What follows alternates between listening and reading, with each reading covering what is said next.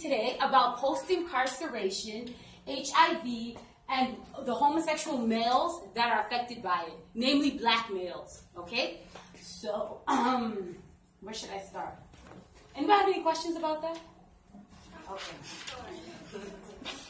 Okay, so I'm going to give you some facts. Okay, now, HIV among the incarcerated. Now, intra-prison seroconversion has been well documented. According to estimates, between 22 and 28% of black men are infected with HIV. So what does this mean? All right, so seroconversion is how fast the HIV virus progresses. So you have sex with someone, right? And then the antibodies are attacking the immune system. That's seroconversion. Seroconversion is the process of when the antibodies attack the cells and then when you start to exhibit symptoms, okay? So they're saying that black males have the highest number of seroconversion, okay? With substantial proportion, individuals are infected with HIV prior. Between 22 and 28% of black men are infected with HIV in the United States in a correctional facility, okay? Black people make up 12% of the U.S. population, but only 44%. But they're the newest. So basically, 44% of the new HIV infections are black men, and 1 in 16 black men and 1 in 32 black women will be diagnosed with HIV in their lifetime. In New York City, blacks have the biggest likelihood of getting infected by HIV. Now, I don't want to segue. Let's keep going. Okay. So what has been done to help HIV incarcerated people?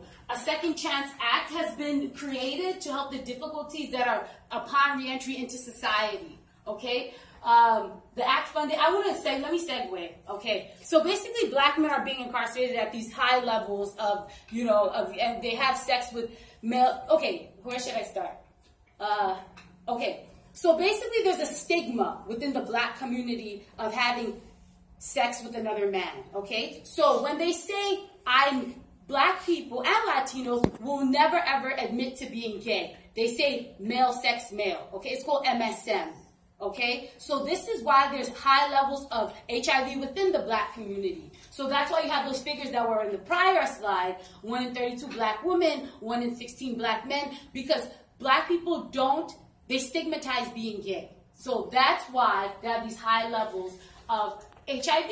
And they don't admit it. They say, I am down low. I have sex with men, but I'm not gay. Okay? So we have to understand that. So this is talking about how, HIV, blah, blah, blah, da, da, da. Okay.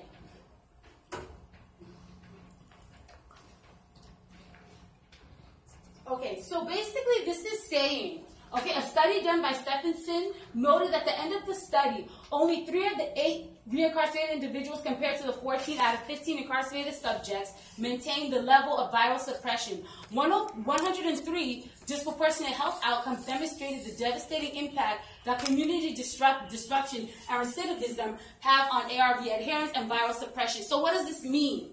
Basically, what it's saying is that you can actually maintain HIV suppression better incarcerated than outside of the jail system because you have consistent case management, you have consistent MD appointments, consistent nurses, consistent everything in the jail system. It's actually when they get out of the jail system, that's when their viral loads go crazy. That's when they don't have a case manager. That's when they lose their Medicaid. They lose their managed care plan. So you actually have a disproportionate amount of health crises outside the jail system. It's actually better inside. Okay? So the case managers have many, many hurdles in the correctional facility. Okay? So nurses have a huge job to do. I want to talk about the stigma within the correctional facility. So basically, this is what happens in jail. Sex is bad, drugs is bad. You're not supposed to do it. You're not supposed to talk about it. And if you are doing it, you either get reincarcerated more, and it's just bad. You get fined, not fined, but you're not supposed to have sex. So correctional facilities know that the inmates are having sex, but they don't give them clean needles, clean syringes, condoms, prophylactic, they do, because it's not happening, but it is, and it happens at a higher rate. And then also, when these men go into the communities even more, they haven't gotten prior education, whether incarcerated or outside. Remember, these men are not admitting that they're having sex with other men or unprotected. It creates this cycle, a perpetual cycle of getting reinfected, getting more and more, HIV and blah, blah, blah. So, treatment for HIV infection is made available throughout the correctional system as a part of the medical care, so that's what I'm saying, okay? So case managers have a huge hurdle that they have to